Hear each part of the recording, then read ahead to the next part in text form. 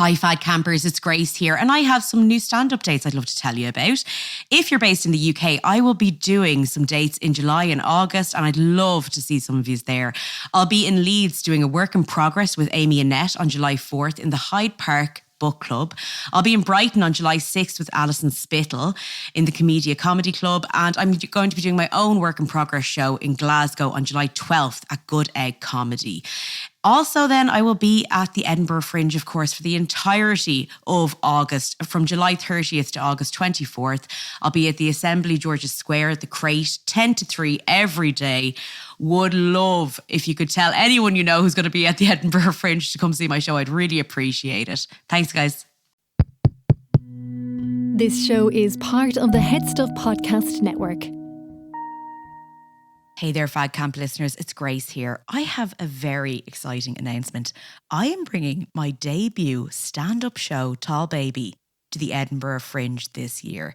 Now, I'm not going to lie, I'm excited, but also very nervous about this. You know, it's a big deal to bring your debut show to the Edinburgh Fringe, and I'm not going to lie, I'd love to see a few of you there if you were able to make it. I'll be doing shows from the 31st of July to the 25th of August. So lots of dates to choose from. So if you or anyone you know is going to be at the Edinburgh Fringe this year, please let them know about my show. I'd really appreciate it. You can buy tickets on the official Edinburgh Fringe website, that's edfringe.com, or the Assembly Festival website also. But listen, even easier, you can go to my Instagram page, which is Grace Mulvey Comedy. There's a link in my bio and it'll have all the details to all the shows I'm doing, including some shows in London, Dublin and Brighton. But listen, thank you so much for listening to this message. And again, I hope you enjoy this Fad Camp episode. What's the best way to reduce? Eat plenty or starve yourself? 30 pounds in just 18 weeks. Jenny Craig totally worked. I love to eat, but overeating made it impossible to lose weight. My body wants bread, and I'm gonna give my body what it wants. Oh my God. So I lost Naturally.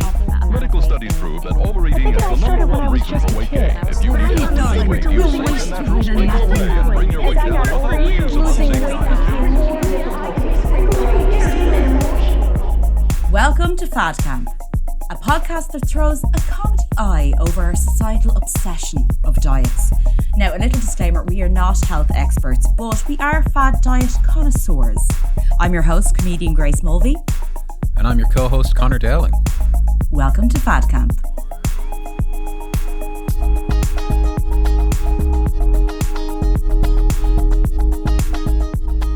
Hello and welcome to a new episode of Fad Camp and our season 5 finale. Conor, can you believe it? Finale. Sorry. How long were you sitting waiting on that button? What, 5 finale? I just want to make sure it amazing. was heard. That's when we started Fad Camp. I was like, one day I will get to make that joke. Yeah. And I'm really happy you waited this 50 episodes, one would say. Our season 5 finale episode. Just to let all of our Fad Camp listeners know, we will be back for a new season, but we are going to take a break over the summer. If there's some topics that come up, me and Conor will probably release some maybe mini episodes. We'll see how we get on. If there's something that kind of tickles our interest, we'll have another bonus episode up as well. But we're just going to jump straight in. Conor, do you have any idea what this episode is going to be about? I have no idea. I'm very excited. Are you, Conor? What if I said the words to you? Conor, you're not ugly. You are just poor. What? I would be very offended on several counts. So have you ever heard that phrasing before? No. So I need a minute to recover. Are you sure you've never heard that before, Conor? Yeah. Are you sure you've never heard that before, Conor? So you're not ugly, you're just poor. It's kind of like an internet meme sensation that's gone all over. Now, listen, Basically, it is to do with the fact that I already feel so out of touch and alienated from the modern world. I know, yeah. Thank you. You're just sitting in a cave, like, I don't know. Yeah. Drawing on walls or something.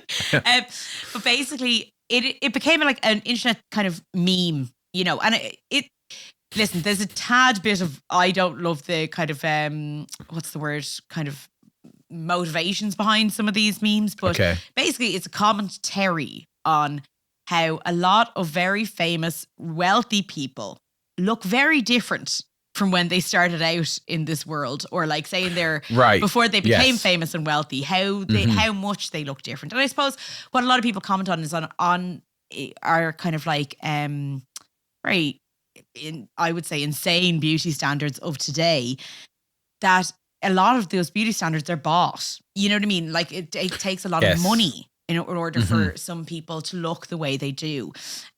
So You're Not Ugly, You're Just Poor became like a sort of viral sort of like internet sensation, and there was many memes about it. Now, again, I don't love pointing out like what work people have done, or, you know, anything like that. I think it's a kind of like there's a bit of meanness behind it. But I suppose like one of the things that phrasing brought up for me was like how true it is.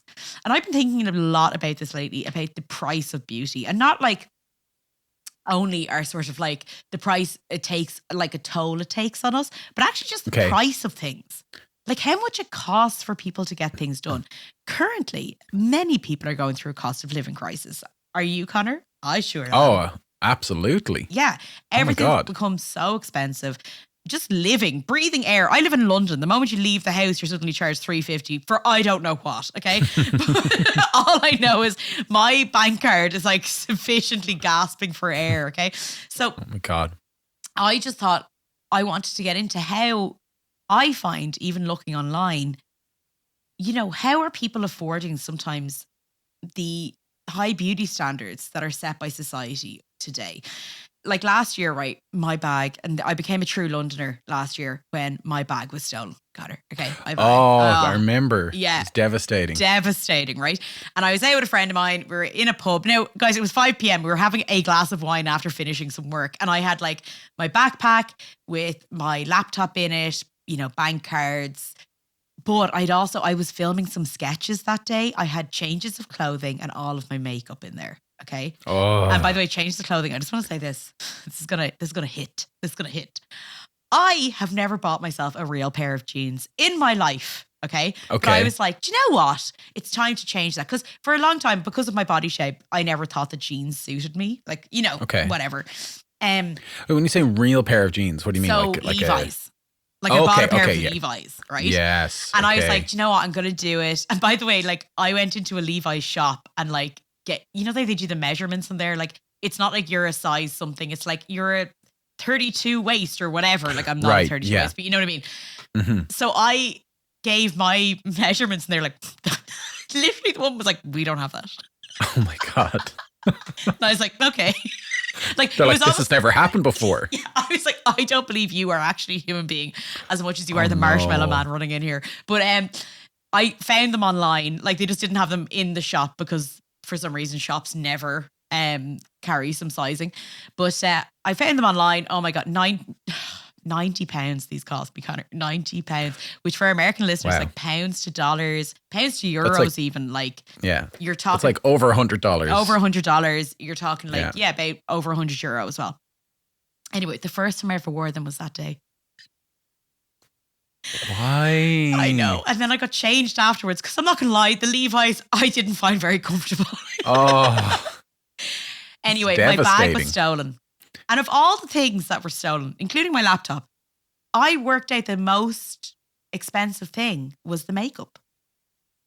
Including your laptop? Including my laptop. For what my laptop, say, would value at that moment. Like it was an old enough laptop, like, you know what I mean? But yeah, for sure. My makeup, particularly the makeup I was using that day because it was for filming, was more expensive than anything else that I lost because I lost my entire bag of makeup. And I can tell anyone who's listening to this who wears makeup right now is groaning. And I was like, oh my God. Because let's talk about it, right? A good foundation, okay? Even if you're going to talk this, Connor, I can see you know what foundation I'm like is. taking notes. No, I know, you know, women in my life, you know, who have like, you know, extensive. You have met I have female friends. yeah. Including myself. It's each item is carefully, you know, purchased and sometimes gifted, you know, and I can only imagine that the contents of those bags must be quite valuable, but probably not very valuable to someone who robs it and then, you know, can They're not going to sell off someone's like half-used makeup. If you know or someone whatever. who's a thief around London and they are looking particularly good, they've got like a dewy glow on their skin, that bastard stole my bag. Well, okay, a good foundation, right? And by the way, I'm erring on the side of cheap here. A good foundation, around £30. Okay. Mm-hmm. Concealer, maybe 20 more pounds. SPF primer, another £30. Okay. Oh my God. That's just base. And that's not even the basic of base. You then also have things like a spray, setting powders, blushes, mascara, eyeshadows, lipsticks. Okay. If you're thinking of the high standards that our society are setting, we're all trying to reach those standards in some way. And like, I feel like myself, I went through a lot of articles and I was just about to start one there, but I feel myself that a lot of people maybe aren't talking about either they are going broke or they are in debt because of trying to keep up with the beauty standards of today. Wow. Because I know for sure, I have friends of mine who might do Botox, who get their eyebrows done, who get their nails done. And by the way, I don't judge anyone for doing that because guess what? Like, sure, a part of this is like just feeling like we all work really hard. Life is hard. Yeah. You want to feel good. Like, these things give you a bit of a lift, you know, when you get them done sometimes, exactly. you know. So like, I know that these are like considered maintenance treatments to some people, but these are expensive treatments, okay? Like, Conor, you've seen my hair on many a times. I can see it right now. Yeah, you've never complimented it. But listen, it's fine. I have. But can you guess, right? I get my hair done maybe every 6 weeks, every 8 weeks, right? The reason is because I've got short hair and I've got dark hair. And by the way, from the age of 15, I had my first grey hair. Like I've had... What? Yeah, I know. Like I've always had grey hair. Always. And I'm not even grey hair, by the way, white, like shock white hair in the middle of my very dark hair. So I get my hair colored. That's kind of my big beauty thing, if I'm honest. Sure. That's my, I love getting my hair colored. I love, by the way, anyone who has grey hair, white hair out there, you look gorgeous. I love when people rock the look. I just love my hair with a bit darker. But can you guess how much my hair costs every 6 to 8 weeks? Every 6 to 8 weeks, in the hundreds? Well, just guess. Anyway, guess. £150. £130 every 6 to 8 weeks. Wow. Okay. Mm-hmm. And by the way, the reason we're not recording this on videos, well, not one of the reasons, but we're recording remotely. But I basically am trying to stretch out that time because I just don't have the money at the moment. Yeah, so that makes sense. I'm currently going into 2.5 months. So as you can imagine, I look like sort of have a mushroom head on top of me. But but it's how, like, that in itself is actually quite a big amount when you consider all of the other payments that we all have in our lives. Like, I'm a person who I would say not struggles. Yeah, I would say kind of struggles sometimes to pay my rent. Like, I'm, down to the wire a lot. And I feel like a lot of people are. I'm trying to be as honest to people as possible about this. Yeah. It is, to me, a part of diet culture we've talked about a little bit, but I feel like actually the beauty standard is part of our diet culture. And we kind of don't talk about this enough, which is who gets to reach these beauty standards and who doesn't. Kind of depends a lot on your tax bracket, on your pay grade, and on the cost of living crisis. And I feel like a lot of people mightn't feel comfortable being honest about whether they're trying to keep up with the Joneses. You know what I mean? Like, and absolutely, if they're actually able to at the moment. Yeah, and I think it's a super interesting topic because, like, a lot of us were brought up with very, pervasive beliefs around money. One of them is, money doesn't bring you happiness. How many times did you hear that when you were a kid? Yeah. And like, okay, great. Yeah, we shouldn't just chase money alone and it's not going to solve all of our problems. But you have to take a look around, at the real world and go, okay, sure enough, but I could definitely kind of solve a few problems, yes. with a bit of extra money, or not even extra money, just like the minimum amount. And there was some psychologist who was quoted, who did like sort of like an Ask Me Anything kind of thread on Twitter at one point, and they said, look, therapy is great, But, you know, from seeing so many patients from different walks of life with different kinds of problems, what people really need is money, you know? And like, so like just to kind of keep yourself going, like in terms of like, you know, your basic needs of shelter and food and kind of, you know, healthcare and things like that, that can be a challenge enough, you know, for a lot of people. So then when you start to go, okay, but what about, you know, the other things that will bring me that sense of kind of contentedness or happiness or a connection, you know, attending social events, doing health or beauty kind of treatments or getting, you know, certain kind of clothes, etc. Going to the gym, going to those yoga classes. Hey, what about like the fact that when you go to the gym now, everyone looks really good in terms of not just like, by the way, I mean, body wise, I mean, people are wearing very nice clothes to the gym now. Gym wear is now probably one of the most fashionable items you can have. And like, I very rarely now, and there's a big difference between the gym I went, say a gym I went to 10, 15 years ago and a gym I go to now, in sense of, I used to just wear like shitty t-shirts, you know, tracksuit bottoms, like whatever. Now you'll go and it's like leggings, but like Nike leggings, or like some people will have like the really lovely, like, I don't know, like they'll have Reebok tops. Like they have, people are wearing nicer stuff to the gym. Their runners are better, their trainers and stuff. And I'm not saying that, I know that everyone look at this and go, you shouldn't care. I totally get that. But it's like death by 1,000 stabbings. We all take in what's happening around us. And it is part of like feeling good. A lot of people are like, they want the niceties. And those niceties, again, are down to who can afford them and who can't. And in a cost of living crisis, I think you have to be very honest that there are a lot of people out there who I see getting great, gorgeous beauty treatments, and I'm delighted for them. But I'm like, are we all just in debt? What's going on? Because I certainly can't afford it. But anyway, here's a few stats, right? Americans spend on average $1,754 a year on beauty products. Just shy of $2,000. Okay. Wow. 80% of British people admit to spending $1,200 on beauty treatments per year. I'm going to say that these stats I saw were from like 2022, 2023. Okay. I would think that even coming into 2024, I've noticed a bit much bigger difference in the cost of living as well. I would say that those prices are going up. Definitely. Yeah. So in that, 2,000 UK adults were surveyed, and 80% of them admitted to spending £1,200 a year on beauty treatments. That's over £1,000 to keep their hair colour fresh, eyebrows laminated, eyelashes lifted, and more. With an industry worth $39 billion, the UK beauty industry is proof that people will spare no expense on looking and feeling good. The most popular treatments were hair, 85%, and nails, 19.4%, which I'm not surprised at all. Nails, as we can all tell, have become a massive trend. The rest would be like eyebrows, facial and aesthetics. Massage is another one.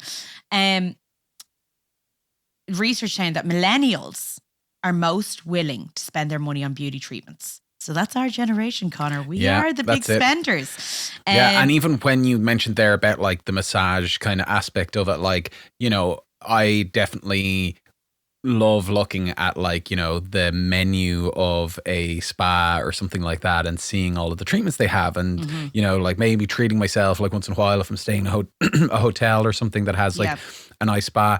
And like, some of these packages just are in the hundreds. Yeah.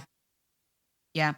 And as well, it's not only that now, it feels like, and I know we're probably coming from at this, by the way, I say this in a very privileged position of like, I would say I grew up middle class. I'm not a working class person from Ireland, that like I notice as well now in terms of like any event that's happening in people's lives. You're talking weddings, you're talking pregnancy. There's a lot of people who'll be like, right, so you're going to the spa to have a pregnancy massage. Right. Okay. Yeah. If you can afford it. You know, you might get like, a lot of pregnant women talk about wanting to get like waxes done before they go in and give birth. Like, you know what I mean? People want to look, people want to look a certain way. Like, I just think, again, these make certain events even more expensive in our lives. What is the name for when you get the bleaching done?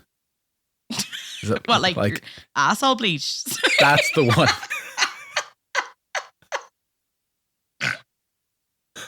Sorry, I actually don't know. You said it. You said it, not me. I don't know if there's another word for that? No, I was just trying to draw out the term because I didn't want to say it myself. He's like, what's the term for? And then I'm sure. I love Grace, that I just when come you out go, and say it. Yeah. But when you go to the technician that carries out that procedure, is that what you're requesting? Do you say, hey, how's it going? Yeah, so can I get the neonatal massage and the asshole bleaching, please? First of all, Conor, why do you think I have gotten that done? I don't think you have, Grace, but you seem to know a lot about it. You know a lot about it. You went, hey, Grace, when you go up and you're asking to get your asshole bleached, I feel attacked here. I feel a lot. I think you're getting very defensive. Okay, so a few more stats to throw at you, right? You were just going to brush by that? Like, no, I'm just saying that that's one of the other many things that you can get done. And like, who's that for, Oh yeah, for sure. I don't know whoever's out there anally bleaching. Call us. Tell us about it. Do you know who would do it though? But porn stars would definitely do that. Yeah. Yeah. Listen, okay, we're going off topic here. Conor brought us down a very rude path, one would say. A very beautifully bleached path. Okay. So in 2022, this is what I was kind of starting at the beginning. In 2022, according to the Aesthetic Plastic Surgery National Data Bank, the number of Botox procedures performed in America increased by 54% between 2019 and 2020, and fillers were up by 75%. The UK is the world's fastest growing market for facial filler, and British plastic surgeons reported a 70% increase in consultation requests over 2020. Again, that's actually, I feel now, 2020, that's 4 years ago. I mean, yeah. Beauty booking software company Paperbook surveyed 900 salons last year. I'm pretty sure this is in 2023, and found that women spend more than £1,000 on appointments for their nails, hair, aesthetics, and general beauty treatments every single month, which I found to be insane. Meanwhile, a 2020 survey found that British women spend an average of £400 on cosmetics alone every year, compared to men who spend £230. £230 that men spend on cosmetics. Does that sound right to you? And in terms of like, I'm kind of wondering what cosmetics men spend their money on. Yeah, it's hard to know because like, I just find that anytime I've, not anytime, but often when I've either been gifted or found like, cosmetics that are meant for men, I've then at some point been told, oh, absolutely don't use that. It's like drying out your skin, or it's like lowering your testosterone with all those chemicals, like whatever, right? Wait, what? Yeah, no, that's the thing. Like in a lot of like, like popular like deodorants and stuff like that for men, there's like, what are they called? I can't think of what they're called. I heard someone talking about it recently. But basically these compounds that like fuck with your hormones, right? So I've often just like been like, yeah, these are the products for me, and then had like someone be like, oh God, don't put that stuff on your face. Don't put that like men's sensitive moisturizer on your face. It'll fuck your face up. Like, that's for bleaching your asshole. Yeah. Don't put You've that got on your the two face. things swapped around, bro. So for me, it's kind of like, you kind of like find, that's probably the same for a lot of people, but you kind of like find like the certain products that like become, part of your like, collection that you use like constantly. But then there's just a ton that you're just in kind of like constant rotation. You're like, oh, this was crap, or this was told not to use this anymore, or whatever. So I find it hard to kind of gauge what that would be.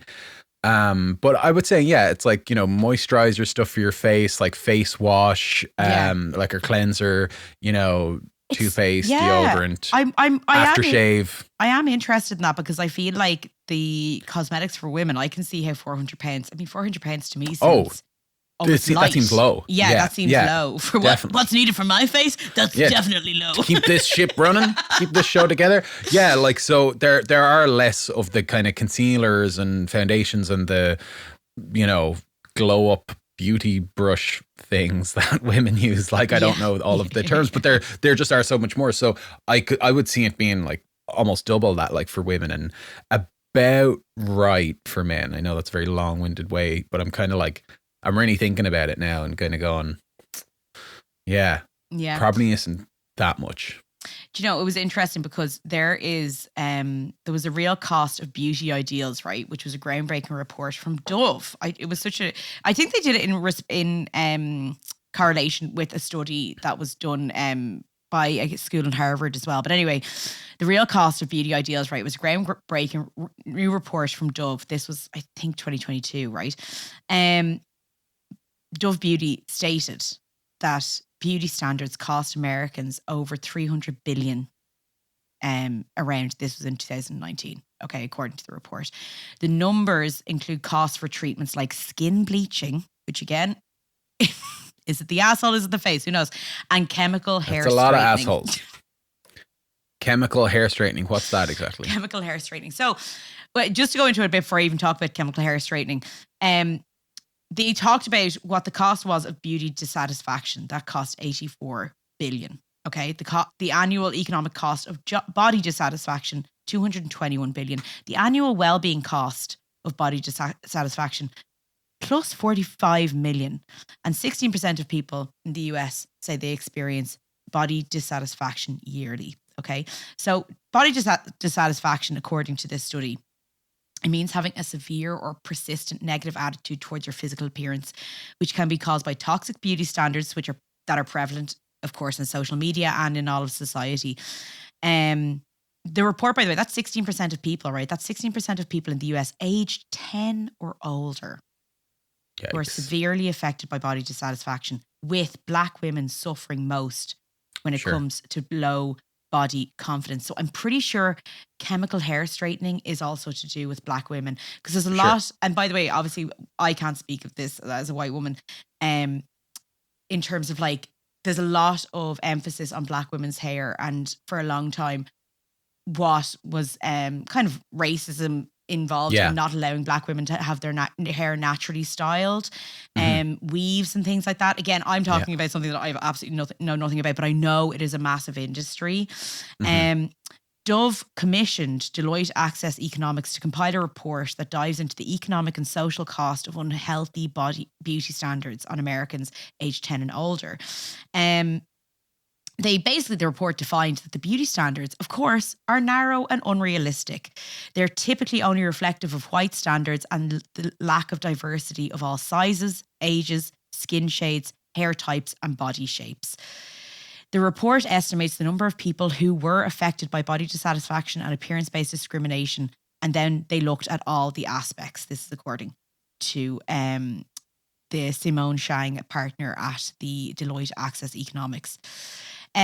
So I think that, like, what I got from this report basically is that this whole idea, I think, that we have about the beauty standard, it can be really abstract, but actually the fact that what it costs US economies and what it costs people to constantly almost be on this chasing this beauty standard that not only very few people actually fit into, but even less people are naturally born with. And you don't have to be, by the way, naturally born with anything. Again, we always say you can do with your body what you like, but there seems to be it seems to be almost like mad that it's a huge economy that almost is like banking on you trying to keep up with this unattainable beauty standard. But I wanted to talk a little bit about, I suppose, what the real life implication is of some of these costs. Okay, in this study, it also mentioned people have experienced appearance-based discrimination, right? In the States, this is like obviously based a lot on America. Weight discrimination affects about 34 million people, skin tone discrimination about 27 million, and natural hair discrimination about 5 million. Okay, 3/4 of Americans say beauty products, cosmetics, and services are important to them. As I said earlier, that's $1,754 a year spent on those sort of purchases. That rises with younger generations. So younger generations for sure are spending a lot more. And you'll notice this, and this is actually another episode topic that we'll have to get into, but millennials and particularly Gen Zers have this whole obsession with anti-aging. There is on TikTok an unbelievable obsession among Gen Zers about not aging at all. Like, you'll see Gen Z, like when I see some of the TikToks that are coming out, and it's like I love TikTok. Okay, I'm gonna be honest. I'm addicted to the old TikTok. I try my 20 minutes a day, but I'm on TikTok. I will say, right? So I was noticing there was one of the actresses from Modern Family was sort of doing like a little story from the set, like just talking about her time on the set and how much she loved it and all that jazz. While she was doing that, she was like, let's do a get ready with me. So it's like when someone's like getting ready for a night out, but she was doing her skincare routine. Now this girl is like 17, 18. Her skincare routine had like 10 steps. Oh my goodness. I was like, when I was 17, my skincare routine had one step, which was splashing water on it. And then I'm pretty sure I might have had a moisturizer that I bought from Boots that was like made from cucumbers. I don't know what it had in it. I'm pretty sure it was just a cucumber I was rubbing on my face. Like, so there is an absolute obsession with the younger generations in terms of anti-aging. Basically, no one wants to show that they're aging at all. And that's so interesting. Like that sounds like a very that's a really interesting observation, but it sounds like a very natural kind of like approach that a lot of generations probably have, but this is an extreme representation of that. Like every generation thinks, oh, I'm not going to be like those old folks sitting in the corner. I'm going to live forever. I'm going to figure this thing out. Or I'm going to figure this thing out. We're going to keep this thing going. You know, I'm not going to, get sick and old at some point, you know? But like this sounds like just like a really heightened kind of like visual representation of that, where people are like actively doing stuff to try to halt that aging process, you know? It's also the idea of like what age, who looks their age these days? Like, and I mean that in like a question of like, even if you think about it, I would find it hard to age a lot of people. Like, totally. I mean, 50, if you, there's a great meme that goes around of like, the Golden Girls, like that TV show, The Golden Girls. Their ages are bananas when you think of what that age looks like now. So like you're talking about women in their 50s and 60s. J-Lo's 50. Right, yeah. Like that means J-Lo's one of the Golden Girls. Are you joking me that J-Lo's one of the Golden Girls? Yeah. Or you see like a photo of like someone's like granddad and he's like 20 and he looks like, so much older, and it's like, it is to do with like the clothes and the styling and stuff like that as well. But there's another piece to it as well. There's a lot going on where it's like, no one wants to even get the wrinkle. And like this whole idea as well of like with Botox, I hear a lot about Botox and, a lot of some of my friends have done it and they love it and go for them. My question always is, how are you affording this? Like, because I know everyone's struggling with money recently. So I'm like, for me, my hair is my thing that I'm like, right, I'll spend my money on my hair. But like with Botox, I'm like, I don't know if I could be spending another £125 or something every and that's often. my that's my thing with these kind of treatments. It's like you say, it's like, no shame to anyone who does them, and it's great to kind of have that lift that it kind of gives you and stuff. It's trying to maintain and sustain that is where the financial aspect comes in. And if you go bring it back to like something like, Ozempic, which we've kind of, covered on our show, it's like, okay, this isn't a cure. This is like something you need to incorporate into your life. What is it? Once a day, once a week, or once a month, whatever it is, for the rest of your life, or risk, or like risk aging. If you stop dyeing your hair, and like some people do at a certain point in life go, you know what, actually I'm just gonna kind of like like take a bit of a step back and I'm gonna stop dyeing and see what happens, and they might just like go have a full like new like look, gray hair, white hair, whatever, or just like kind of salt and pepper streaks. And then they might, decide to go back at some point to dyeing it or do a totally different color. But it's like, if you become kind of like dependent on like, well, what am I going to do I think for me, the concern with the Botox kind of stuff is like, that does seem so much more kind of like potentially drastic, because what happens if you're doing that for like, a bunch of years? And then you're like, I can't afford it. I need to take a break or whatever. And then what happens to your face? I don't know. Like, I honestly don't know. My worry is that your face just like melts off. You become the Wicked Witch of the West. They throw water like at you overnight. And you literally melt. Yeah. Did you ever see Death Becomes Her? Did you ever see that movie? Yeah. Oh, this is essentially, by the way, if you haven't seen that film, it's a great film. Though I will say a lot of fat phobia at the beginning of it. It's not that aspect of the film has not aged well.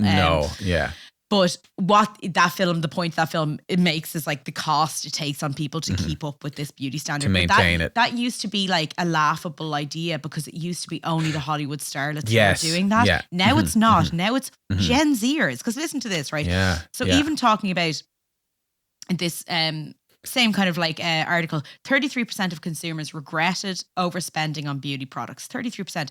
That figure rises to 52% among Gen Zers. And 40% among millennials, with 27% of both Gen Zers and millennials having gone into debt as a result. So this is like, God. Gen Zers obviously have the least amount of income, being the younger generation. You know, yet they're the generation who, let's be honest, are the ads are being targeted to, or these standards are being targeted to. Why? Because they're the ones who are like, oh, I have the skin that I see the older generations dying to have. Well, I'm going to buy every product under the sun to stop myself from aging. Yeah. And they also populate the marketplace for, you know, where they can be targeted and sold these things, i.e. online, on TikTok, on Instagram. You know, half the people they follow are probably trying to sell them the things that will, you know, claim to give you all of these, you know, beauty benefits. Yeah. I wanted to go into like even just, there was a great article I came across and actually was on CNBC. And it was basically essentially what the harmful beauty ideals that cost Americans. Again, this is the 300 billion that was mentioned in the Dove survey. So this one woman who was part of this article, Ashton Garrison, was just 7 years old when she asked her mum for liposuction. She recalls being gifted waist trainers and even buying herself some, all before she started high school. And she remembers the impact of seeing ads about weight loss products in her social media feed. I would cry to myself wondering why I couldn't just take a pair of scissors and cut away my fat, Garrison says. Now, at age 14, Garrison can identify that harmful beauty ideals, like associating beauty with thin white girls, for example, were introduced to her in movies, magazines, and television shows. Her peers who learned the same standards bullied her for her size and treated her differently because of her coarser hair texture and darker complexion. Garrison, like many Americans, suffered the mental health effects of not feeling good enough and turned to products like shapewear for recourse. She said, I used to wear a waist trainer all the time and I don't anymore. Have you ever seen a waist trainer, Conor, actually? I haven't. Is it like compression kind of clothes? No, it's kind of like, I mean, because I haven't used one, I'm going kind of by even a bit of information about it. But I know that like at one point, Kim Kardashian was a huge proponent of like, advertiser of waist trainers. Essentially, they used to be like, you know, when you wear corsets. A corset, I was thinking that, you sort of tie yourself in. It's basically to sort of retrain your waist to a different shape. Oh boy. And it is an extremely painful process. But to be giving that to a child. And you see this thing, like if you talk about this girl, Ashton, she's 14 now. She grew up with Instagram. So like I'm also talking about like Gen Zers being more into this than millennials are, who are already quite obsessed. Like our millennials realistically were the first generation where Botox has become acceptable. You know what I mean? Botox used to be sort of in the shadows, and again for Hollywood starlets, now it's not.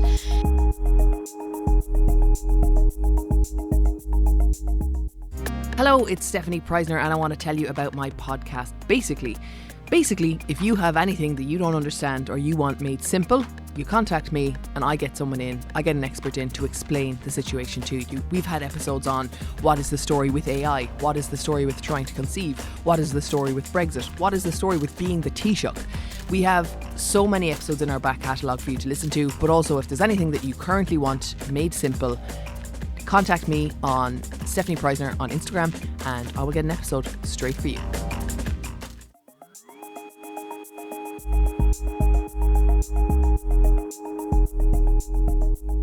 Have you ever heard of the term pretty privilege? Yes. Okay, right. I think I've heard of it from you telling me briefly that you wanted to talk about this on the show. Yeah. That's probably the only place I've heard of it. But I mean, you know, guilty as charged is all I'm going to say, you know. You're the reason Fag Camp does well, okay? We have a little pretty privilege over here. I love it. Pretty privilege is a term the internet has coined to describe the benefits associated with conforming to society's beauty ideals. And again, it's conditional. It's like, unfortunately, white, thin, cisgendered, young, non-disabled figures. The hashtag pretty privilege has over 250 million views on TikTok. So let's be honest, it's safe to say that as a society, we kind of already knew that this was a thing, but had no term for it. Like if 250 million people have been watching, or there's 250 million views on TikTok for something, it's almost like sometimes there's a term that comes out and it sort of defines something that we couldn't define before so succinctly. But anyway, when it comes to pretty privilege, do you think that pretty privilege actually really exists? Like, do you yourself think that it's a real thing? Yes, I do, Grace. I do very much, yes. Okay. Let's not beat about the bush here. Yes, definitely 100%. I definitely do. Okay. Why are you going to debunk it? Or no. I just want to tell you that there's a few sociologists out there and a few surveys that would back you up, babe. So there's a certain survey I'm going to reference. They're all here. Darwinian, like survival of the fittest kind of like thing. Yeah. No, but I have some thoughts and I have some examples off the top of my head. But okay. You know, like just to from the media and stuff like that. But I'm curious, kind of what your angle is. What's your angle, guy? What's my angle about this? First of all, okay, so this is from one particular survey I'm referencing, but this survey was sort of like, basically took a lot of like inspiration from other surveys that essentially proved the same point, right? So the average American spends about $15,000 on makeup over her lifetime. $15,000. Isn't that actually insane? Yeah. Okay, that's nothing compared to the earnings she might miss out on if she doesn't wear any, according to this study. So two sociologists, Jacqueline Wong at the University of Chicago and Andrew Pannier at the University of California, looked at how physical attractiveness relates to income. So Wong and Pannier based their research on a long-running national study in which interviewers asked more than 14,000 people about things like income, job, and education. Basically, in practical terms, from the findings of this survey, it means that women who spend more time and money on their hair and makeup might actually fare better financially than those who don't. For example, a well-groomed woman of average attractiveness, average attractiveness is actually hard to read out. What a clip to the tits. Decided by who? I know. Imagine these guys were like, well, we can look at them, okay? So it basically means you're a 6, you're a 7, like. Imagine just walking into the room. These two sociologists were like, "Hey, 6." Yeah, it's like okay, let's have all the 10s go into that room. Oh, we don't have that many 10s today. Okay. So a well-groomed woman of average attractiveness makes about $600,000 more than an average-looking, averagely groomed woman. She also makes about $4,000 more than her better-looking but less put-together co-worker. So this is the thing that I'm talking about. It's not only just beauty, but it's actually like this standard. So it's like this standard of like how much you're willing to look put together in a certain way, like how much makeup you're willing to put on, how much what your clothes are styled like. But the effect is similar for men. Although they get a smaller boost for good grooming than women, both sexes get the same level of financial benefit for being considered attractive. But I wanted to give you an example, okay? I think there's no greater example of pretty privilege than Jeremy Meeks. Have you ever heard of Jeremy Meeks, Connor? No. Okay. What if I said the word hot felon? Sorry? Hot felon. No. Okay, so this is a guy who was arrested on felony weapons charges. Okay. And his mugshot went viral because basically he's such a ride. Like the man is so beautiful. Okay. This is giving Ted Bundy though, by the way. Like, you know, this is like. Yeah, I know. But will you do me a favor and just Google Jeremy Meeks there, okay? Just to see that this man is like beautiful, okay? So just to show you, he was a former member of the Crips Street Gang and he was arrested in 2014 during a gang sweep called Operation Ceasefire in California. After which the police posted his mugshot on Facebook. Within 24 hours from when the photos were posted to the department's page, Meek's photo had required 15,000 likes and 3,700 comments. In June, Twitter fans created the hashtag Felon Crush Friday to honor Meeks' mugshot. I love this. Stockton Police Department spokesman Joe Sylvia acknowledged that the mugshot had received more attention than any other mugshot since they launched the Facebook page. He has since become a model. I mean, yeah, I can't tell if I'm looking at a headshot or a mugshot. Like, genuinely. He look, like, in fairness, like, whoever took that mugshot. He's got those piercing eyes. Yeah. Was it Annie Leibovitz or something? Was it like whoever took that mugshot was like really got the essence of this man. But that is, to me, a really good example of what pretty privilege is. Like, this guy essentially got an amazing career out of it. Absolutely. And like, one thing I would, like to, kind of flag is that, like, because I'm very quick to be like, oh yeah, pretty privilege, definitely a thing. It's not to discount the fact that people who are stereotypically attractive get taken advantage of. Oh, for sure. Yeah. Like that they don't suffer, that they don't struggle, that they don't face, but do they, Conor? Do you know what I mean? But seriously, I'm talking about like, people who are trafficked and abused and, all that sort of thing. Like, so, because sometimes you find yourself going like, oh my God, like everything would be so much better if I was, had this kind of body and I looked this certain way. And it's like, oh, but does that mean you're saying that there's no struggling or upset people who are, really like stereotypically attractive, right? So of course there are, but in terms of I think in general, I do think it exists. And like, the first example comes from, fiction, but I always remember the episode of 30 Rock with John Hamm. Oh my God, yeah. Like, that was just so the bubble. Wonderful. He was in the bubble, in the hot exactly. Bubble. Yeah. And how people just kind of treat like, hot people kind of differently, for sure. and it's done in a very funny way. But like, I've seen that, like, at play in life and stuff like that, and then the other thing from the kind of the showbiz world, and you and I might have talked about this before, and I know you listened to the Script Notes podcast, but they had a great chat a while ago where they basically were asked, they were kind of pondering on the question, are attractive people naturally better actors? Yes. Yeah.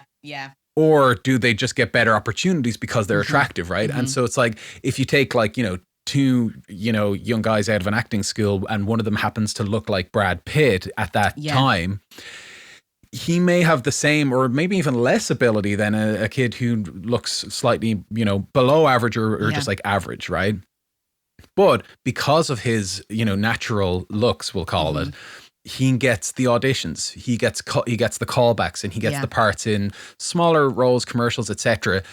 But then those opportunities lead to bigger opportunities and give him the chance to work with other, like, more experienced actors, more experienced directors, producers, better scripts, better characters for him to play, and then becomes a better actor because of having those privileges of being, quote unquote, pretty. Which is, in fairness, something that Brad Pitt has admitted to. As in, like, not even that but he said, like, when he was starting out, he'd look back on roles and be like, oh, it wasn't the best. And like, there's a lot of people who would agree that there were roles out there that he wasn't brilliant at. Now you can't, like, I don't think you can deny the guy's a great actor. He's really good. Sure. But that is the thing again. And it's the thing that a lot of people discuss, but who gets to fail in this world and who doesn't? Like, when a lot of people, I think what can be frustrating maybe about pretty privilege is that you might be allowed to not be great for a while, but a lot of people have to come out the gate great.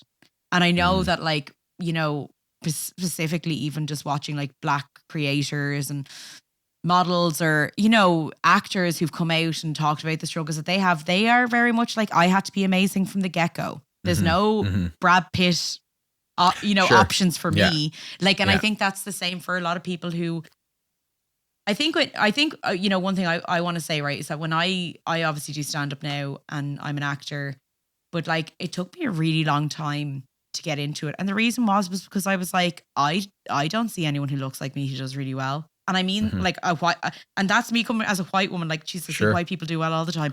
But what I mean is, like, I think I'm a very beautiful girl, but like, I don't see anyone who is chubby or fat like me. You know what I mean? Like, I'm seeing it more now, which is great.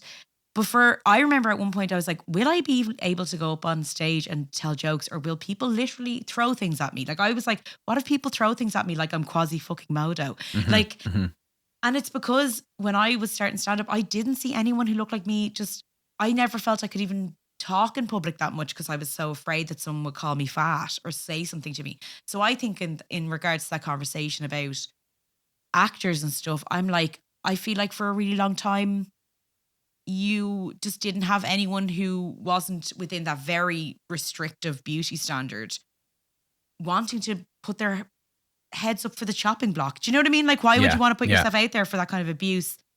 And now hopefully we're changing a bit, but I think we're sort of changing and not changing. I feel weird. I know. I think we're in a weird phase in our society where like, I think everyone looks the same now. Like even I don't even think if it works to people's advantage anymore, but I feel like there's the Instagram phase where people really look the same on screen. There's a lot of actors I can't even pick out from a lineup because I'm like, I feel like everyone has the same face.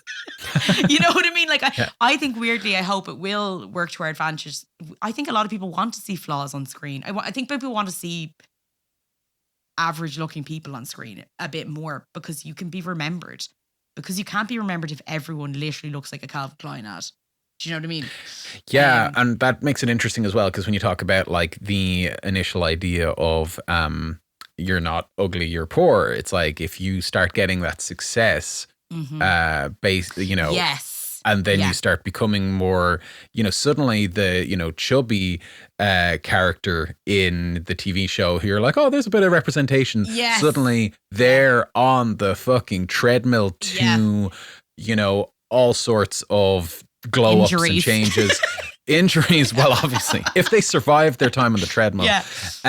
But you know, it's like a conveyor belt where it's like, okay, well, now we're going to give you a makeover, whole new wardrobe, whole new style of hair. Let's get you some plastic surgery. And one big thing is the teeth. I noticed that, like, that's something we have to talk about. And that actually, teeth and hair transplants are like the two biggest like cosmetic industries at the moment. Hair transplants in particular. Hair transplants, probably for a lot for like men and stuff like that. You know, and it's not talked about. Like, it's a funny thing that women's beauty is always analysed in terms of Hollywood. No one ever talks about hair transplants. There's a lot of men getting hair transplants, and again, they're good for them. There's a suspicious amount of like leading men and action men in their like 50s and 60s that are just like perfect head of hair. There has to be a lot of like men that age watching, being like, how's their hair so perfect? And I think it's like these things are good to call out because there's, you know, the thing about now, there's things like cosmetic tourism, which I know from an Irish perspective is a really big deal. There's always a joke that if you go to Turkey now, you're just going to literally see a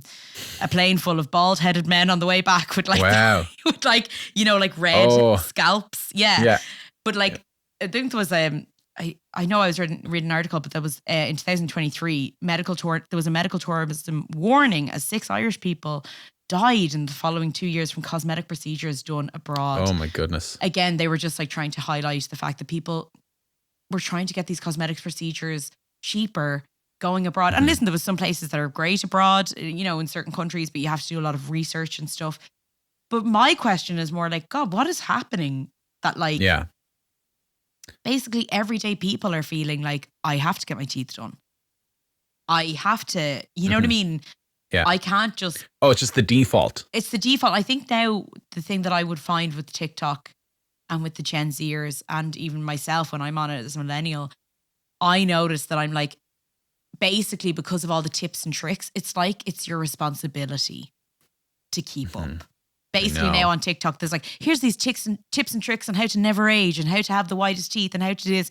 And it is up to you to do it. And so it feels like you're failing before you've even started out on life if you're not maintaining something that like before the generation before us weren't really thinking about, you know? And guess what? That's just one facet of life. It's just one facet of your appearance and beauty. That is one expense.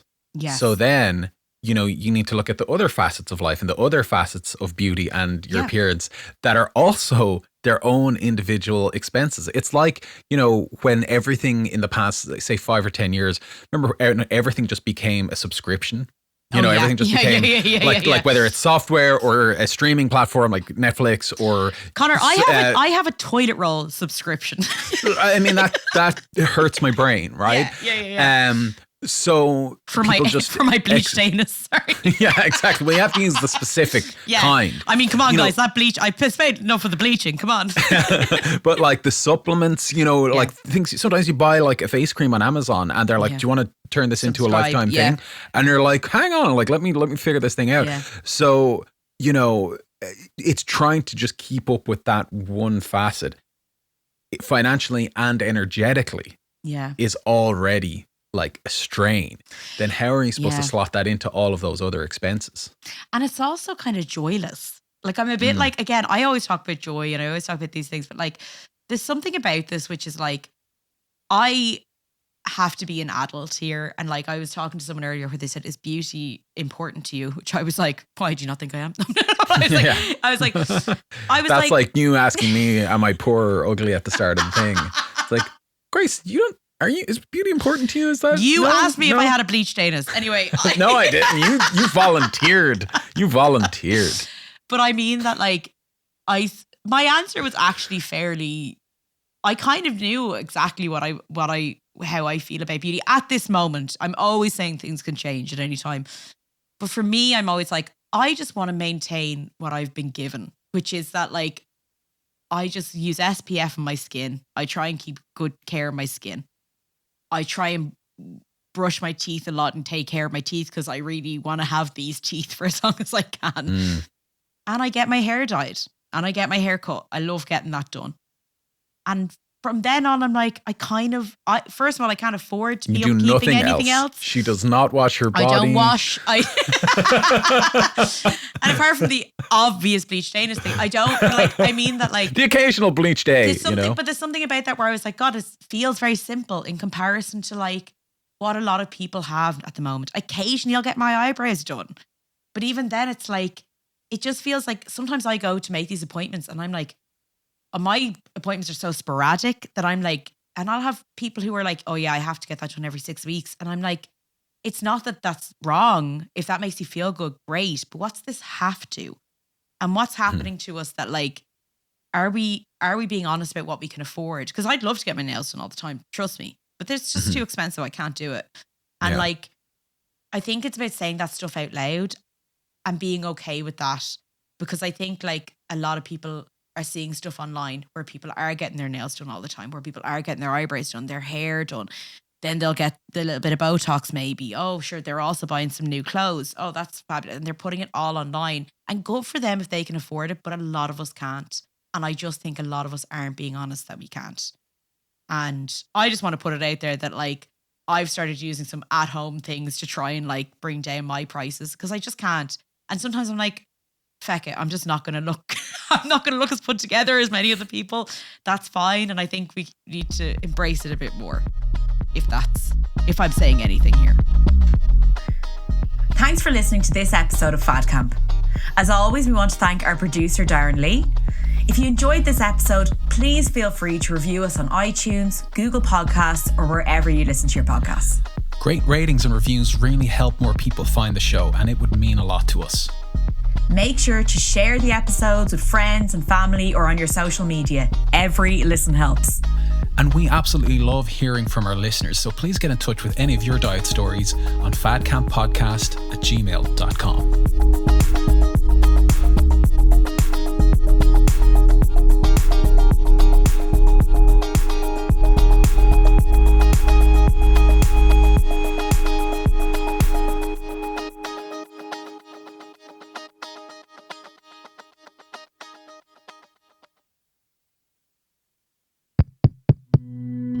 This show is part of the Head Stuff Podcast Network, a hub for the creative and the curious. Shows are produced in association with Head Stuff and the Podcast Studios Dublin. Find out more or become a member at headstuffpodcasts.com.